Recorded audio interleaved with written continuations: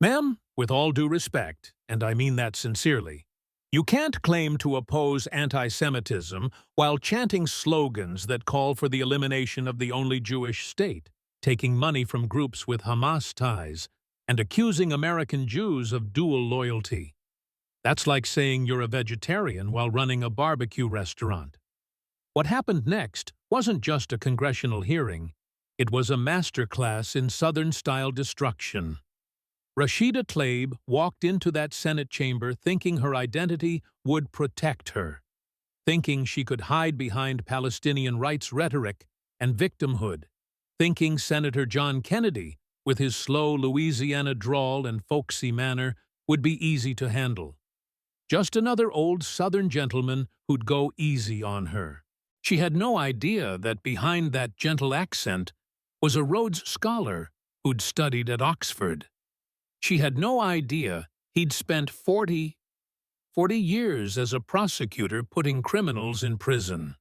She had no idea he'd been waiting for this moment with a 3-inch binder of evidence and the patience of a gator waiting on a riverbank.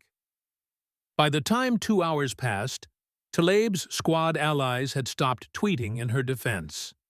Kair had gone conspicuously silent. Jewish organizations were celebrating. And the congresswoman who'd built her career on calling others racist was exposed as someone who'd lied about her record, her donations, her associations, and her true beliefs.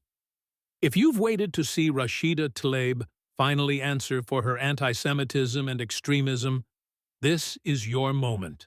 Comment "Expose the Squad" if you're ready to watch a masterclass in cross-examination. Because what Senator Kennedy did that day will be taught in law schools as how to destroy a hostile witness without ever raising your voice. The Senate Judiciary Committee hearing room was packed beyond capacity. Every seat filled, people standing along the walls, cameras from every major network pointed at the witness table. The nameplate read, "Examining Anti-Semitism and Hate Speech in Congress." Senator John Kennedy sat at the center of the committee dais, looking every bit the Southern gentleman in his navy suit and red tie. At 72 years old, his hair was white, his Louisiana drawl was thick, and his reading glasses perched on the end of his nose made him look like somebody's kindly grandfather, which was exactly what Rashida Tlaib was counting on. She sat at the witness table in a black hijab and tailored blazer, flanked by 2 lawyers who looked like they charged $1,000 an hour. She had that defiant expression she wore so well, chin up, eyes sharp, ready to play the victim card at the first opportunity. In the front row sat a dozen families, Jewish Americans wearing photos of relatives who'd survived the Holocaust, Israeli Americans who'd lost loved ones to Hamas terrorism. They weren't there for theater.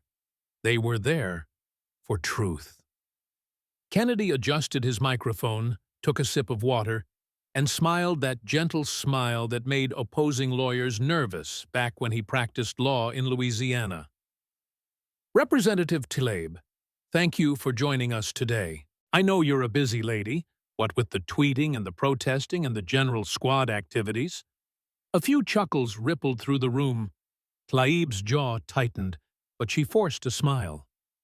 Now, I want to start with something you said recently, Kennedy continued, his voice slow and conversational. A phrase you used at a rally. Do you remember what you said? Senator, I've spoken at many events. I'll help you out. Kennedy pulled out a printed tweet, holding it up so the cameras could see. You said, and I quote, "From the river to the sea, Palestine will be free."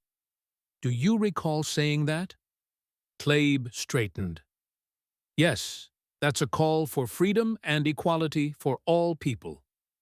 Kennedy held up one hand, gentle but firm. We'll get to what you think it means, but first, let me show you something. He stood up, unusual for a committee hearing, and walked to an easel that held a large map of the Middle East. Now, I'm just a simple country lawyer from Louisiana. Went to Vanderbilt for college, then Oxford for graduate school, but that was a long time ago, and I've forgotten most of what they tried to teach me. More laughter. Tlaib's lawyers shifted uncomfortably. They knew that simple country lawyer routine. It was the same thing Columbo used right before he solved the murder. Kennedy pointed at the map. But even I know my geography. This here's the Jordan River. His finger traced the eastern border. And this here's the Mediterranean Sea. He traced the western coast. And what's between them?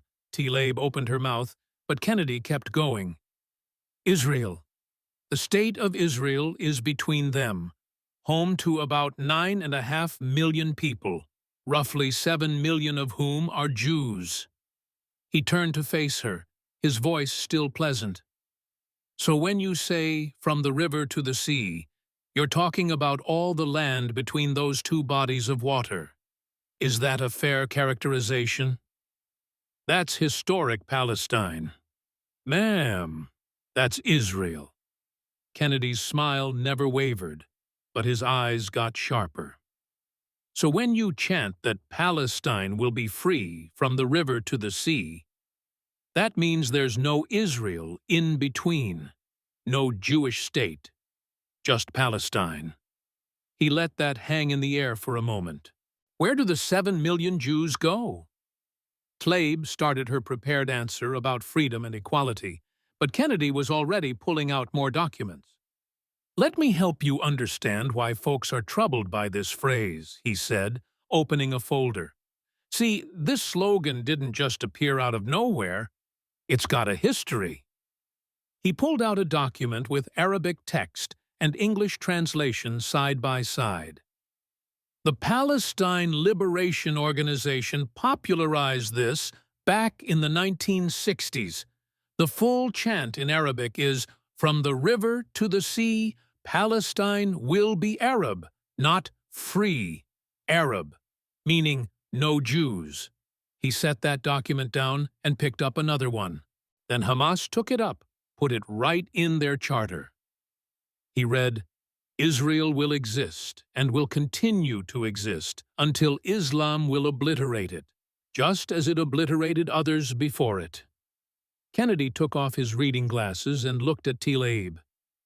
Hamas is a terrorist organization, correct? They're a resistance movement. Ma'am, the United States government designates them as terrorists. The European Union calls them terrorists. They murdered 200 Israelis on October 7, 2023, including over 40 Americans. His voice stayed level, conversational. Are they terrorists or aren't they? Tlaib tried to pivot.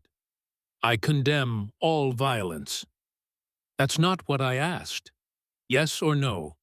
Is Hamas a terrorist organization? The room went silent. This was the moment everyone had been waiting for. A simple yes or no question that Tlaib had avoided for years. I condemn violence on all sides.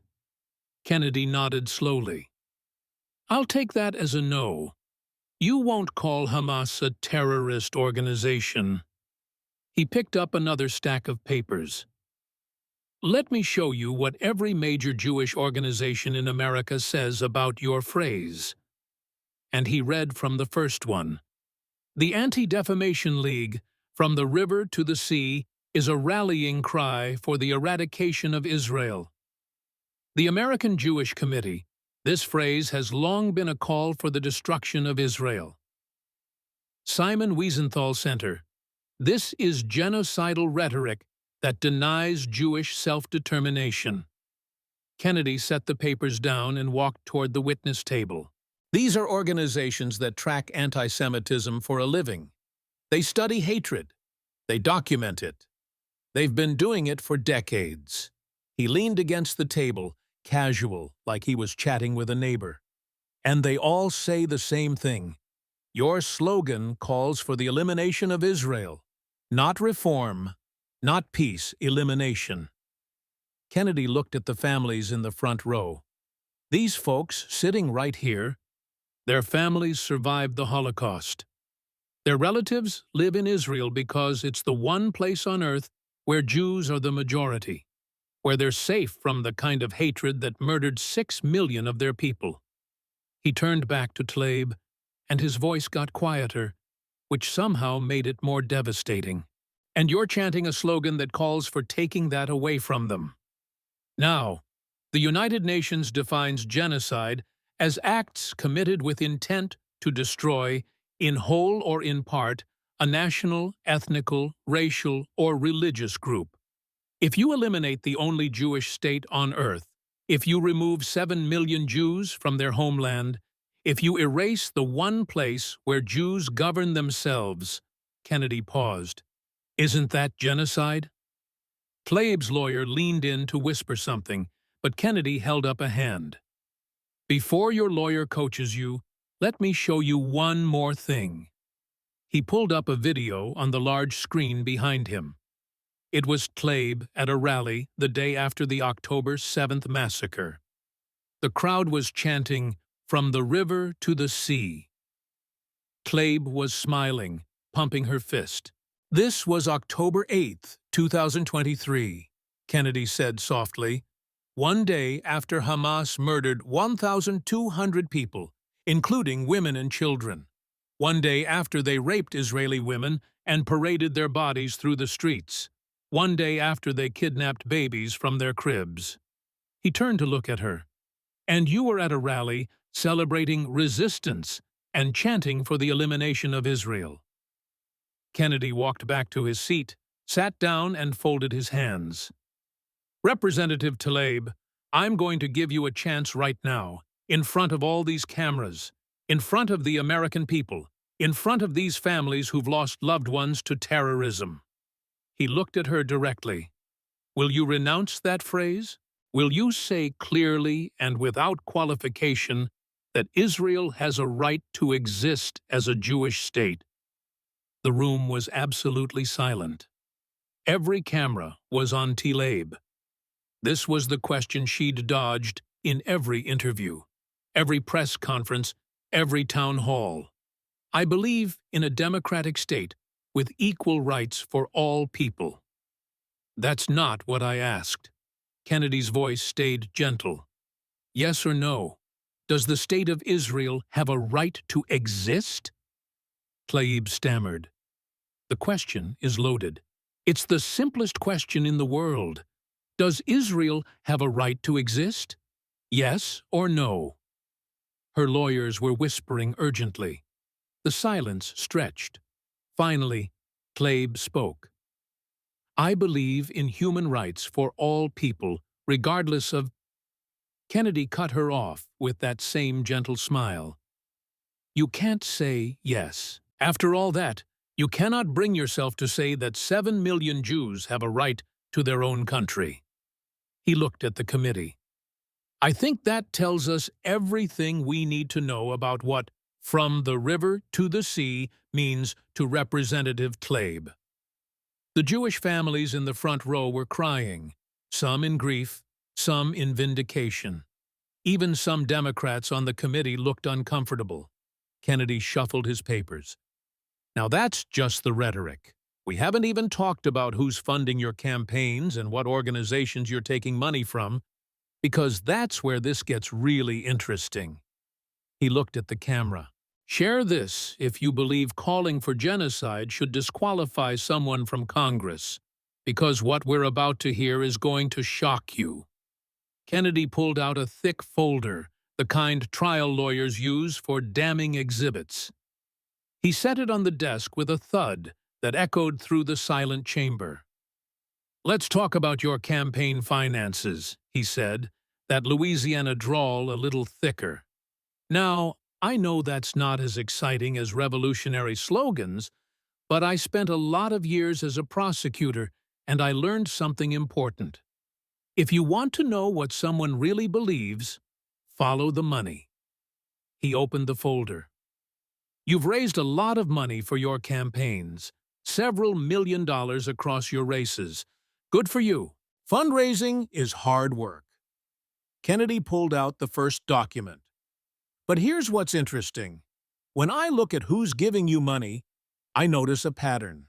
And even an old country lawyer like me can spot a pattern when it shows up over and over again. He held up a list of organizations. American Muslims for Palestine. Students for Justice in Palestine. These groups have all supported you, raised money for you, promoted your campaigns. Kennedy looked at her over his reading glasses. What do all these organizations have in common? Tlaib started to answer, but Kennedy was already pulling out the next document. They all have documented ties to Hamas, not alleged, not suspected, documented. He spread out court documents across his desk. Let me tell you about CARE. That's the Council on American Islamic Relations. Sounds official, doesn't it? Very legitimate. Kennedy picked up one of the documents. The FBI won't work with them anymore. Haven't since 2008. Want to know why? He didn't wait for an answer. The Holy Land Foundation trial. Biggest terrorism financing case in American history. Federal prosecutors proved that CARE was founded by people who supported Hamas. Not Republicans saying it. Not Fox News. Federal prosecutors in a court of law, with evidence and witnesses and a jury. Kennedy looked at Tlaib. And you've taken their money. You've spoken at their fundraisers. They've raised over $200,000 for your campaigns through various channels. He pulled out photos of Tlaib at CARE events, smiling with officials who'd later been convicted or deported for terrorism-related offenses. Now, maybe you didn't know, Kennedy said, his voice still conversational. Maybe you're just not good at vetting your donors. So let me ask, are you incompetent at vetting, or did you know about these ties and take the money anyway? Tlaib's lawyers started to object, but Kennedy kept going. Let's talk about American Muslims for Palestine, AMP. He pulled out organizational charts showing the connections. AMP was formed from the remnants of groups shut down for funding Hamas. The Holy Land Foundation got shut down for sending millions to terrorists. Their people became AMP's people.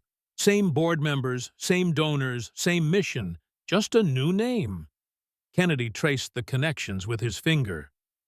And you've taken money from them too. Appeared at their conferences, promoted their causes, amplified their messages. He looked up at her.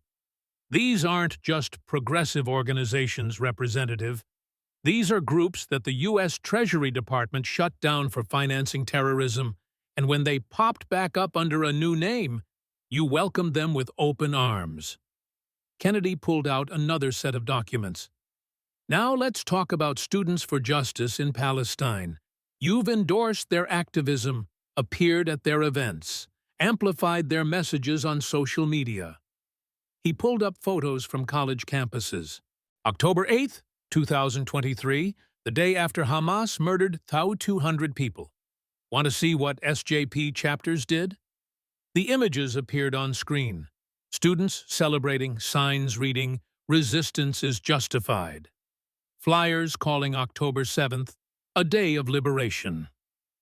Kennedy's voice stayed calm. This is at Columbia University. Students literally celebrating terrorism, cheering the murder of civilians. And this happened at campuses across the country. He showed more images. Harvard, MIT, University of Michigan, your own state, all celebrating Hamas attacks, all calling it resistance. Kennedy looked at her. And you promoted these groups. You appeared at their conferences.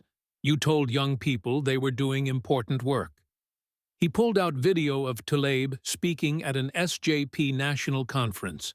Her voice from the video, "You are the future of this movement. Keep fighting. Never back down." Kennedy paused the video. You told students who celebrate terrorism that they're the future. What kind of future is that, Representative? He set down the remote and pulled out phone records. Now, this is interesting. These are call logs from your congressional office. Kennedy put on his reading glasses, studied the documents. Multiple calls to individuals currently under FBI investigation for material support to terrorism. Not one or two calls, regular communication, long conversations. He looked up at her. What were you discussing? Campaign strategy? Legislative priorities? Or were you coordinating with people the FBI believes are funding terrorism? Tlaib's face flushed. These allegations are Islamophobic. Kennedy held up one hand, gentle but firm. Ma'am, I'm not criticizing Islam. I'm criticizing your choice of who you talk to. Muhammad Ali was Muslim. Nobody called him a terrorist. Kareem Abdul-Jabbar is Muslim. Nobody investigates him. Dr. Mehmet Oz is Muslim. He ran for Senate as a Republican. He leaned forward. This isn't about your religion. It's about your associations. And you keep associating with people who support terrorism. He stood up and walked to a display board that had been prepared. It showed a web of connections. Tlaib's name at the center, lines connecting to various organizations, and then lines from those organizations to Hamas, Islamic Jihad, and other designated terrorist groups. Money flows were marked in red. This isn't random, Kennedy said, pointing at the web.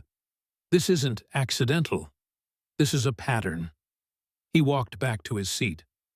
Under U.S. law, providing material support to terrorist organizations is a crime. Money, resources, advocacy, all of it can constitute material support. Kennedy looked at her directly. Have you provided material support to Hamas-linked organizations? I reject that characterization. It's not a characterization. It's a fact pattern. Kennedy pulled out more evidence. You've taken their money. You've promoted their causes. You've appeared at their events. You've amplified their anti-Israel messages. That's material support. He leaned back in his chair. Now, I want to believe you're a good person who got in over her head. I want to believe you didn't fully understand who these people were. His voice got harder. But, Representative, you're not stupid. You're a lawyer yourself. You know how to read an FEC report. You know how to use Google. You could have vetted these organizations. Kennedy pulled out one more photograph. It showed Tlaib at a rally in 2017, celebrating a Hamas operative killed by Israeli forces. The banners called the terrorist a martyr. Tlaib was in the front row. This man was trying to stab Israeli soldiers when he was shot, Kennedy said quietly. Hamas claimed him as one of their own, celebrated his attack, and you were at a rally honoring him as a hero. He sat down the photo. That's not advocating for Palestinian rights. That's celebrating terrorism. Kennedy looked at the families in the front row. One woman was holding a photo of her daughter killed in a Hamas suicide bombing in Jerusalem. She was crying silently. Hamas is a terrorist organization, Kennedy said, his voice soft but clear. They murder Jews. They murder Americans. They use children as human shields. They fire rockets from schools and hospitals. They've killed thousands of innocent people. He turned back to Tlaib. And you take money from groups that support them. You appear at rallies celebrating them. You refuse to condemn them by name. Kennedy's Louisiana accent got thicker, a sign he was getting truly angry. That's not progressive politics, ma'am. That's supporting terrorism. The room erupted. Republicans were nodding. Even some Democrats looked troubled. The Jewish families were openly weeping. Kennedy banged his gavel once, gently. We'll take a 5-minute recess. But when we come back, we need to talk about what you've said about your Jewish colleagues in Congress, because that's when your anti-Semitism really shows itself. As the room cleared for recess, the video of Kennedy's cross-examination was already going viral. 12 million views in the first hour. The hashtag #ExposeTheSquad was trending #1, and they hadn't even gotten to the worst part yet. When the hearing resumed, Kennedy was already holding his phone, reading glasses perched on his nose. Representative Tlaib, let's talk about something you tweeted about your colleagues, your Jewish colleagues serving right here in Congress.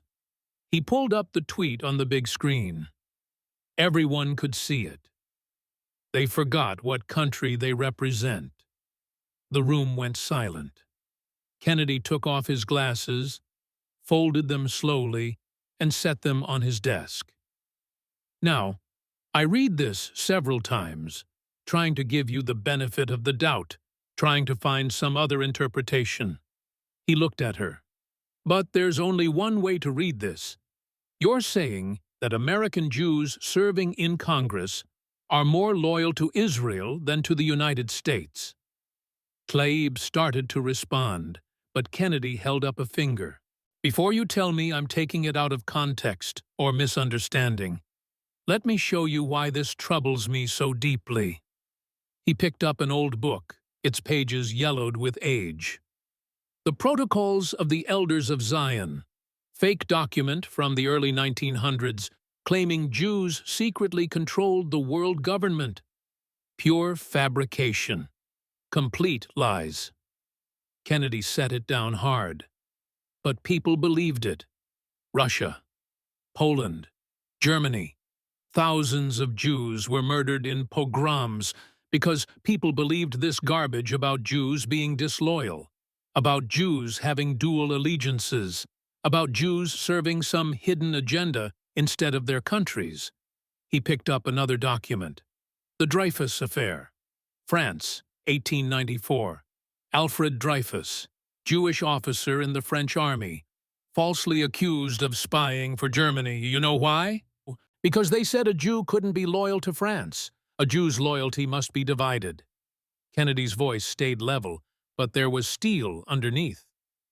Turned out, he was innocent, completely framed by anti-Semites who couldn't believe a Jew could be a patriotic Frenchman. He picked up a third document. Nazi Germany used the exact same accusation. Jews weren't real Germans. They were loyal to their own people, not the fatherland. That lie, that vicious ancient lie about dual loyalty, helped justify the murder of 6 million people. Kennedy set down the documents and looked at the families in the front row. Some of them had concentration camp numbers tattooed on their arms. These people's grandparents heard those same words in Europe. You're not really loyal to this country. You're loyal to your people. Right before, they were forced into ghettos. Right before, they were loaded onto cattle cars. Right before, they were murdered in gas chambers. He turned to Tlaib, his voice quiet. And now, in the year 2024, we have a sitting member of the United States Congress tweeting that American Jews forgot what country they represent. Kennedy let that sink in. So when you tweet that, when you suggest that Jews serving in Congress are more loyal to Israel than America, you're not engaging in policy debate. You're repeating the same anti-Semitic lie that's gotten Jews killed for over 100 years. He pulled up more of her tweets. Here's another one. You retweeted something about Benjamins, implying that Jews use money to buy political influence. Another ancient anti-Semitic trope. Jews and money. Jews buying power. Jews corrupting governments. Kennedy showed a comparison chart. This is from a Nazi propaganda poster from 1938. Jews depicted as wealthy manipulators controlling politicians with money. He pointed at her tweet. And this is you suggesting the exact same thing. Different words, same message. Kennedy pulled out statements from her Democratic colleagues, Jewish members of Congress responding to her comments.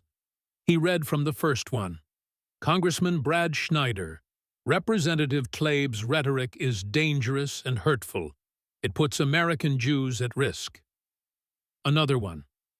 Representative Debbie Wasserman Schultz, she has crossed the line from political criticism into anti-Semitism. Kennedy looked up. These aren't Republicans, Representative. These aren't conservatives. These are your colleagues, Democrats, Jewish Democrats, who are telling you that your words are anti-Semitic. He pulled out another video, Tlaib comparing immigration detention facilities to concentration camps. Kennedy's voice got hard.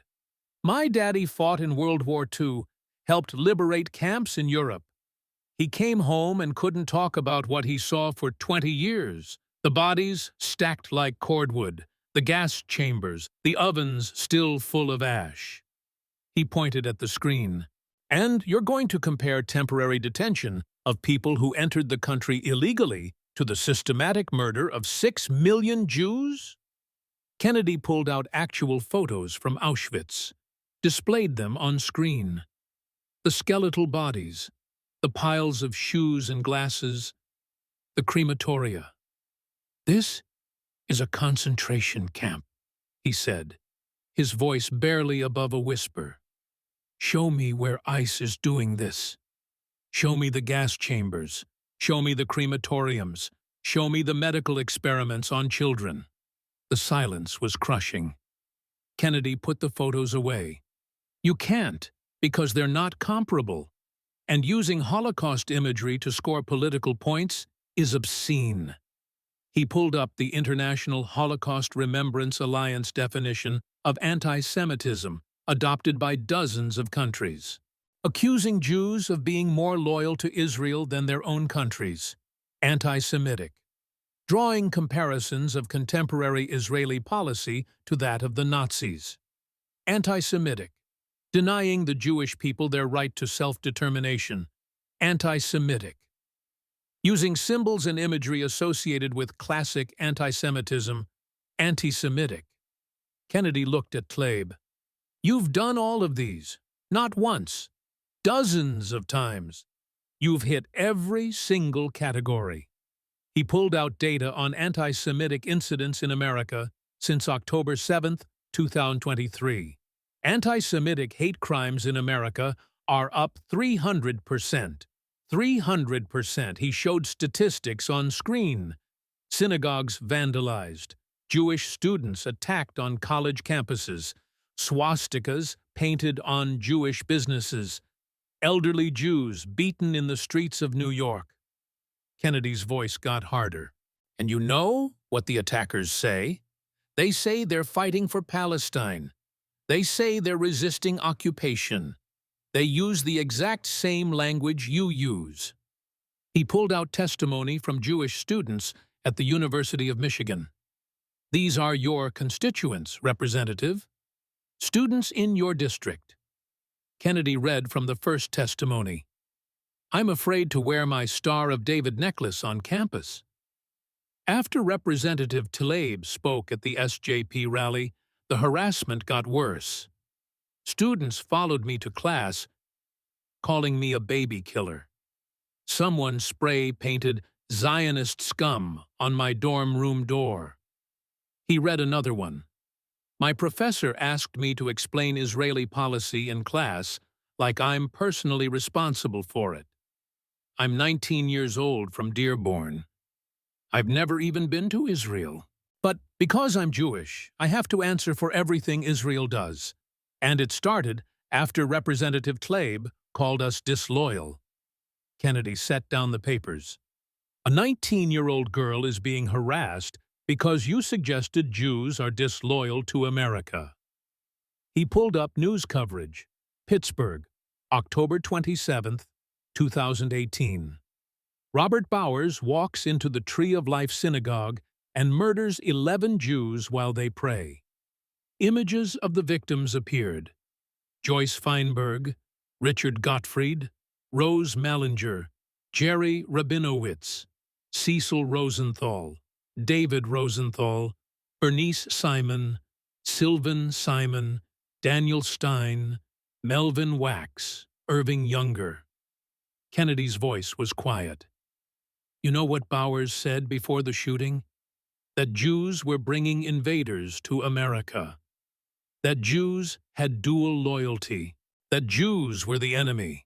He looked at Tlaib. The same rhetoric you use. Different words. Same message. More news coverage appeared. Poway, California, April 27, 2019.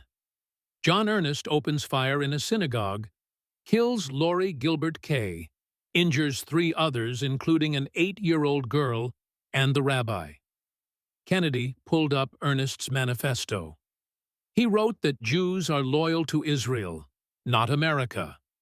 He wrote that Jews use money to control politicians. He wrote that Jews are destroying white Christian civilization. He looked directly at the camera.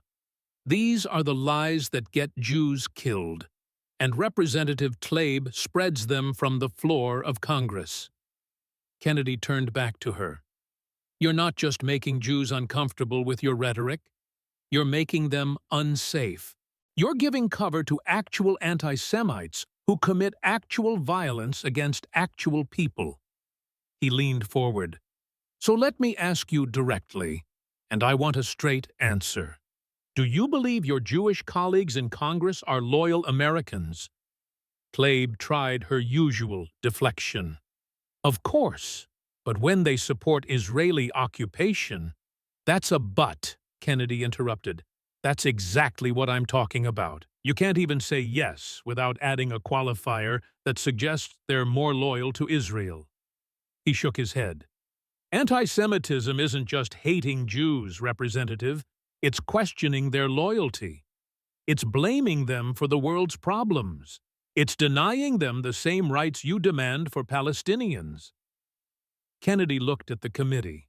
Based on the evidence before us, her tweets, her statements, her associations, her rhetoric, I have to conclude that Representative Rashida Tlaib has engaged in persistent, documented, undeniable anti-Semitism.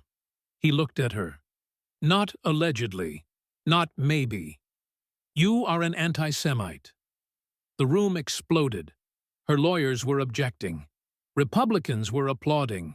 The Jewish families were crying, some in pain, some in relief at finally hearing someone say it plainly. Kennedy banged his gavel.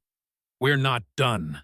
We still need to discuss your campaign finance violations and your lies to voters, because this gets worse. Kennedy pulled out a new folder, this one labeled FEC violations. Let's talk about how you pay your bills, Representative. Specifically, how you paid your bills with campaign money. He opened the folder. Now, I've run campaigns. I know campaign finance law. It's boring as watching paint dry, but it's important. Very important. Kennedy pulled out FEC filings. These here are public records. Anyone can look them up, and they show something interesting. He pointed at a line item. Your campaign paid you $17,500 per month for 10 months before you took office. That's $175. Kennedy did the math on a notepad, writing it big enough for the cameras to see. $175,000 from people who donated to your campaign thinking they were funding your race for Congress. He looked at her. But you were already working as a lawyer during this time. Already making money. This wasn't to survive. This was extra. Bonus money from campaign donors. Kennedy's voice got that edge. My constituents in Louisiana work hard for their money. Teachers, nurses, factory workers. They donate $50 here, $100 there, to candidates they believe in. He pointed at the filing. And you took that money, not to run campaign ads, not to hire staff, not to reach voters, but to pay yourself, to pad your own bank account. Kennedy pulled out the FEC ruling. The Federal Election Commission investigated. You know what they found? He read from the official document. Representative Tlaib used campaign funds for personal expenses in violation of federal law. He looked up. That's not a Republican saying it. That's not Fox News. That's the FEC, the official government agency that enforces campaign finance law. Kennedy showed her responses to the FEC over time. First, you denied any violations, said everything was legitimate and proper. He flipped to the next page. Then, when they kept investigating, you claimed the money was for transition costs. Another page. Then you said it was a misunderstanding of the rules. Kennedy set down the papers. Finally, after they had you dead to rights, you admitted you took campaign money for personal use and agreed to pay it back. He leaned forward. So you took the money illegally, lied about it 3 different times, and only paid it back when you had no choice. Kennedy pulled out more violations. But wait, there's more. Your campaign also paid rent on your personal apartment, explicitly illegal under FEC rules. He showed credit card statements.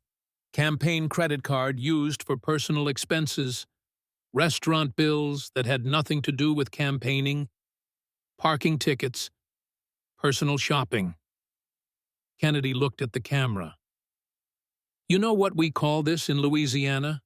Stealing. Dressed up fancy with legal language, but still stealing.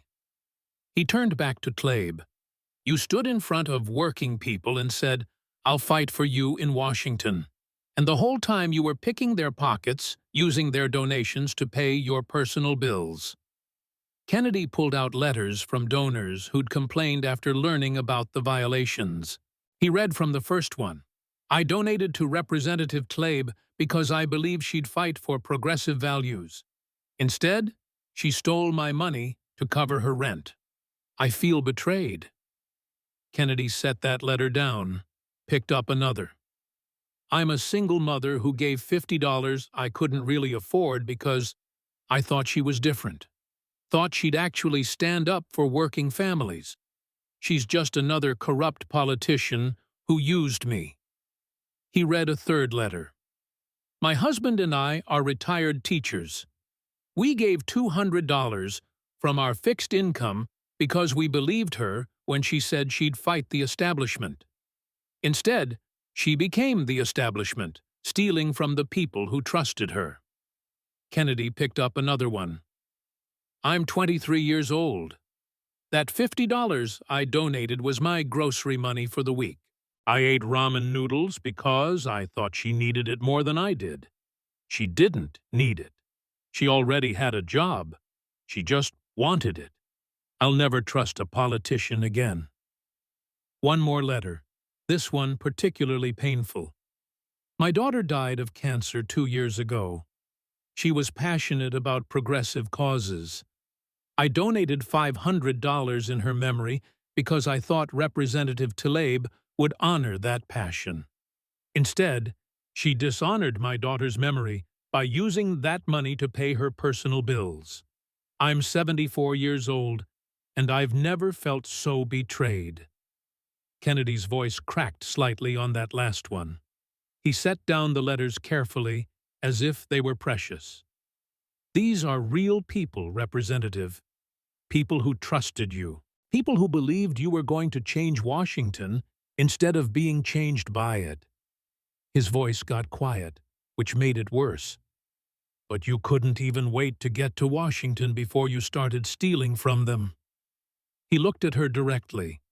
In my 40 years as a prosecutor and in public service, you know what I learned? People who commit one kind of fraud usually commit others. Someone who steals campaign money is probably lying about other things too. Kennedy shuffled his papers, which brings us to our final topic, because everything we've discussed today, the genocidal rhetoric, the Hamas money, the anti-Semitism, the fraud, All of it requires you to lie to your constituents, to your colleagues, to the American people. He looked at the committee. And I think it's time we catalog those lies. Kennedy stood up, walked to a whiteboard that had been set up, and picked up a marker. Let's review what Representative Tlaib has claimed versus what the evidence shows. He wrote on the board as he spoke. Claim number 1, I don't support BDS. Kennedy pulled out her co-sponsorship of House Resolution 176, the BDS resolution. You literally co-sponsored the BDS resolution. You were one of the original sponsors. He moved to the next line. Claim number 2, I'm not anti-Semitic. Kennedy gestured at all the evidence from earlier. We just spent an hour documenting your anti-Semitic statements and associations, the dual loyalty accusations, the money tropes, the Holocaust comparisons, all anti-Semitic. Next line. Claim number 3, I didn't violate campaign finance law. He pointed at the FEC ruling. The FEC says you did. You had to pay the money back. Next line. Claim number 4, from the river to the sea is about freedom for all. Kennedy pulled up Hamas's charter again. Every terrorist organization using this phrase means the elimination of Israel. Every Jewish organization says it's genocidal. You know what it means. You're just lying about it. Next line. Claim number 5. I condemn all violence. Kennedy showed the video of her at the rally celebrating the Hamas operative. Accept Hamas violence that you celebrate as resistance. He set down the marker and looked at the board. 5 major lies. And those are just the provable ones. How many others are there? Kennedy walked back to his seat. You know what's interesting? When we started this hearing, you had allies defending you. The squad was tweeting support. Progressive organizations were calling this hearing a witch hunt. He pulled out his phone, scrolled through Twitter. But in the last 2 hours, they've all gone quiet. AOC deleted her supportive tweets. Ilhan Omar stopped mentioning you. Even Bernie Sanders condemned your anti-Semitic statements. Kennedy looked at her. Your own allies have abandoned you. You know why? Because the evidence is overwhelming.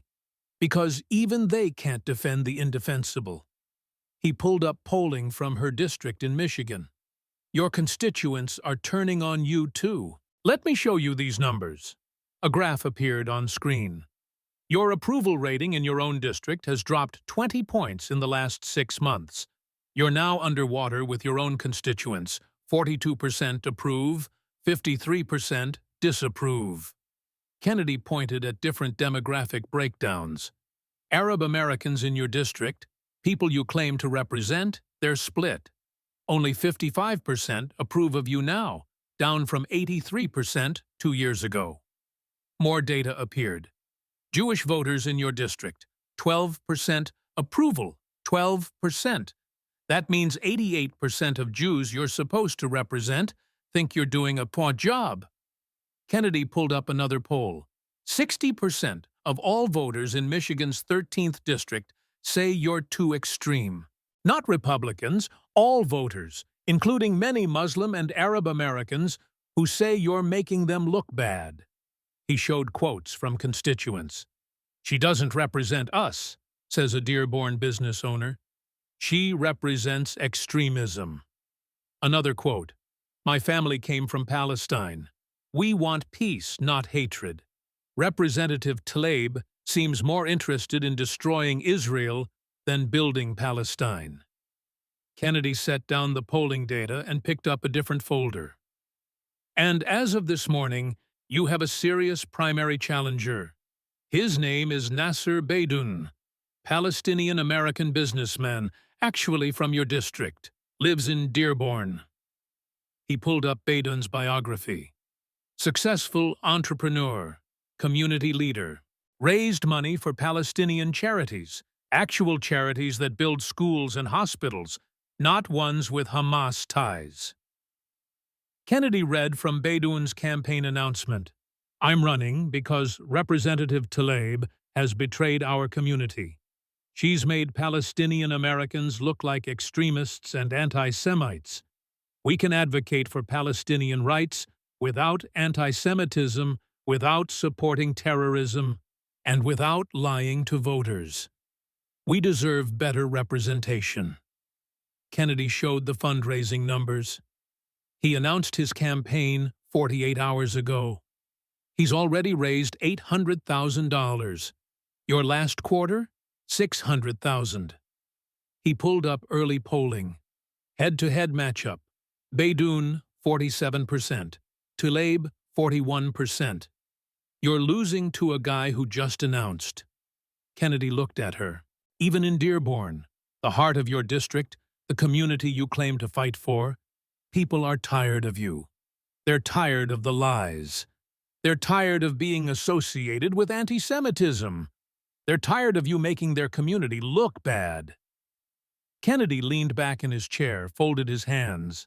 Representative Tlaib, you came here today thinking you could play the victim, thinking you could hide behind identity politics, thinking you could deflect and deny and call this hearing Islamophobic.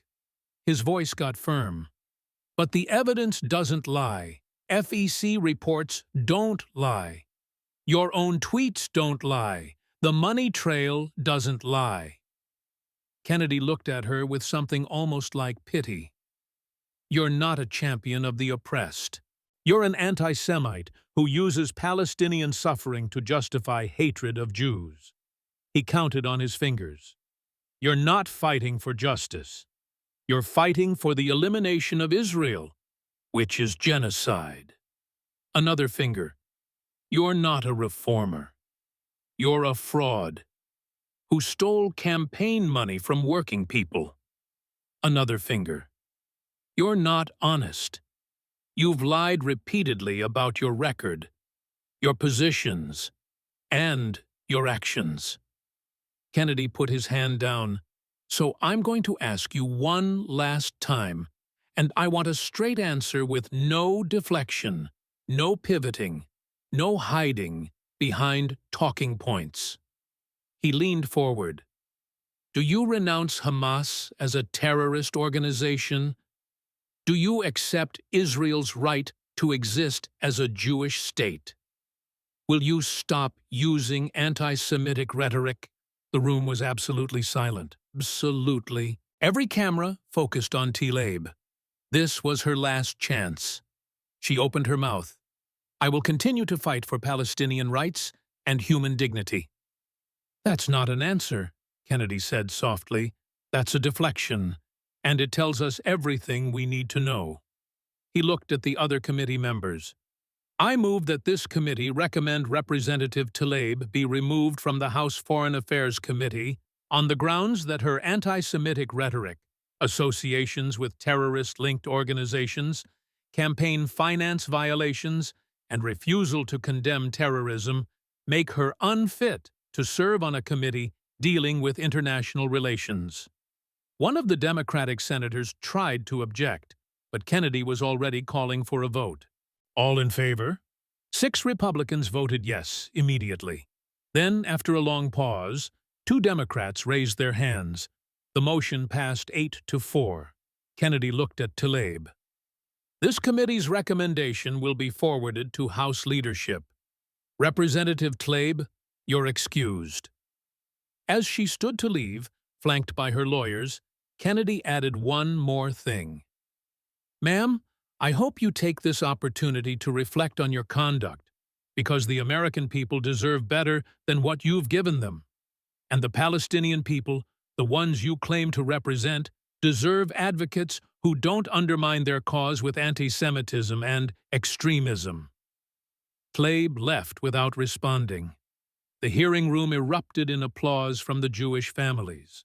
Several were hugging each other, crying tears of relief and vindication. Kennedy banged his gavel one last time. This hearing is adjourned.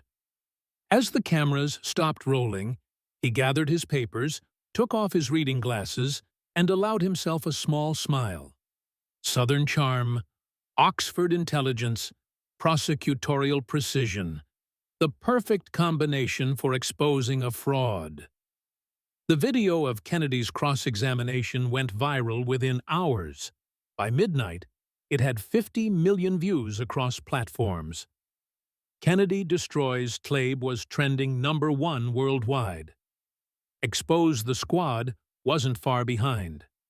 The mainstream media tried to spin it as a partisan attack, but the evidence was too overwhelming. Even CNN ran a segment titled, "Questions Raised About Tlaib's Statements." MSNBC's panel looked uncomfortable discussing the FEC violations and Hamas connections. Within 24 hours, the House voted on the committee's recommendation. The vote was 234 to 198, with 17 Democrats joining all Republicans to remove Tlaib from the Foreign Affairs Committee. Nancy Pelosi issued a terse statement. "The House has spoken. We cannot have members on sensitive committees who refuse to condemn terrorism or who engage in rhetoric that puts any community at risk."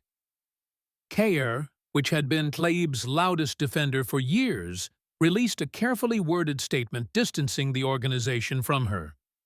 "While we support legitimate advocacy for Palestinian rights, we cannot defend statements or associations that cross the line into antisemitism." The Squad fractured. AOC tweeted a generic statement about fighting injustice without mentioning Tlaib by name. Ilhan Omar went silent on social media for 3 days. Ayanna Pressley issued a statement condemning antisemitism in all its forms. Bernie Sanders, who'd endorsed Tlaib in the past, released a carefully worded statement. "I condemn antisemitism in all its forms. While I support Palestinian rights, we must be able to criticize Israeli policy without resorting to rhetoric that hurts Jewish Americans or denies Israel's right to exist." Even Elizabeth Warren, usually allied with the Squad, distanced herself. There's a difference between advocating for human rights and engaging in anti-Semitic tropes. That line was crossed. The media coverage was brutal, even from typically sympathetic outlets. The New York Times ran a lengthy investigation. The troubling pattern: Rashida Tlaib's history of anti-Semitic statements and associations. The Washington Post editorial board called for her resignation. CNN's Jake Tapper, who'd defended her in the past, did a segment breaking down the evidence Kennedy presented. "As someone who's tried to give Representative Tlaib the benefit of the doubt," Tapper said, "I have to acknowledge that the pattern here is disturbing." MSNBC's panel discussion was particularly awkward. "Look," one panelist said, "I'm as progressive as they come, but when your own party's Jewish members are calling you anti-Semitic, when the FEC has found you violated campaign finance law, when you can't answer whether Israel has a right to exist, that's not partisan attacks. That's legitimate accountability." Within a week, the Department of Justice announced it was opening an investigation into Tlaib's campaign finance practices. The FBI began reviewing her communications with individuals under investigation for material support to terrorism. The IRS began an audit of her personal and campaign accounts. Michigan's Attorney General announced a state-level review. The Council on American Islamic Relations, which had defended Tlaib through every previous controversy, released a statement that shocked many. "We must acknowledge that some of Representative Tlaib's rhetoric has crossed lines that we cannot defend. The American Muslim community deserves advocates who can champion Palestinian rights without resorting to anti-Semitism or associations with extremism." Major progressive donors quietly pulled their support. Democracy Alliance, a major progressive donor network, sent a memo to its members. "We cannot support candidates who refuse to condemn terrorism or who engage in anti-Semitic rhetoric. This is a red line." Justice Democrats, the group that had helped elect Tlaib and other Squad members, removed her from their endorsed candidate list. Their statement: "We support bold progressive candidates, but that must be paired with a commitment to fighting all forms of bigotry, including anti-Semitism." Within a week, The Department of Justice announced it was opening an investigation into Tlaib's campaign finance practices. The IRS began an audit of her personal and campaign accounts. Michigan's Attorney General announced a state-level review. Her primary challenger, a Palestinian-American businessman named Nasser Beydoun, raised $800,000 in his first week of campaigning. His message was simple: we can fight for Palestinian rights without anti-Semitism, without supporting terrorism, and without corruption. Polling showed him leading Tlaib by 12 points among likely Democratic primary voters in her district. Former Tlaib staffers began quietly reaching out to reporters with stories about her office, the hostile work environment, the refusal to listen to advice about her rhetoric, the paranoia about being silenced whenever anyone questioned her positions. 3 major donors to progressive causes announced they would no longer fund any candidate who refused to condemn Hamas or who used anti-Semitic rhetoric. The message was clear. Tlaib had become toxic to the entire progressive movement. Jewish organizations that had been warning about her for years felt vindicated. "We've been saying this for years," said an ADL spokesperson. "Thank you, Senator Kennedy, for finally holding her accountable." Even some Palestinian-American leaders criticized her. "She's made it harder for all of us," one community leader in Dearborn told the Detroit Free Press. "Now when we advocate for Palestinian rights, people think we're anti-Semites like her. She's hurt our cause more than she's helped."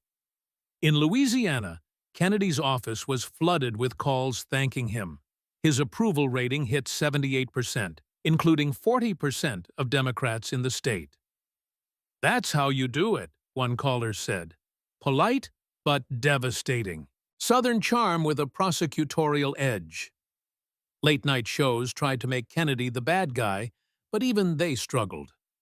The evidence was too clear, the lies too documented, the anti-Semitism too blatant. 6 weeks after the hearing, Rashida Tlaib held a press conference announcing she would not seek re-election in 2024. She blamed Islamophobia and a coordinated campaign to silence Palestinian voices. But everyone knew the truth. Senator John Kennedy had done what no one else had managed. He'd taken down a member of the squad using nothing but evidence, patience, and that gentle Southern drawl that disguised one of the sharpest legal minds in Congress. The country lawyer from Louisiana had taught the radical from Michigan a lesson she'd never forget. You can't hide from the truth forever. Eventually, someone patient enough and smart enough will expose you. And Senator Kennedy was both. Senator John Kennedy proved that you don't need to shout to be devastating. You don't need to be mean to be effective. You just need evidence, patience, and the courage to ask simple questions that demand honest answers. Share this if you think anti-Semitism has no place in Congress. Comment, "From Louisiana with love," if you appreciate a masterclass in cross-examination, because America deserves representatives who serve all their constituents, not terrorist sympathizers who spread hatred while stealing campaign money.